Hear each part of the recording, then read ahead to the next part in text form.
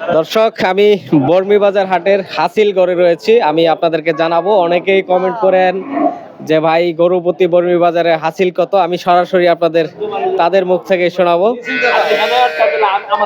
ভাই আসসালামু আলাইকুম। আমি জানতে চাচ্ছি যে আপনাদের এই বর্মির গরুপতি হাসিল কত, একটু ধরেন। এটা ক্রেতা 700, বিক্রেতা 200। ষাড় গরুর যে কোনো যত মূল্যের হোক, 2 লাখ দিয়ে কিনুক, 50,000 দিয়ে কিনুক, যা দিয়ে সব কিনুক। গরু কি একই হাসিল? হ্যাঁ, সব একই একই আছে, 700 টাকা। 700। হ্যাঁ, আর ক্রেতা হচ্ছে ক্রেতা 700, বিক্রেতা 200। হ্যাঁ, যত দিয়ে কিনুক। যত দিকে। 700 আর ছাগলেরটা? ছাগল মলের ওইটা ছাগল মলে জিজ্ঞাসা করেন, ওই ছাগল মলে 1050 টাকা। 1050 টাকা। ঠিক আছে, ঠিক আছে, দেন। আর বিক্রেতা মনে হয় ছাগল মলে সম্ভবত 100।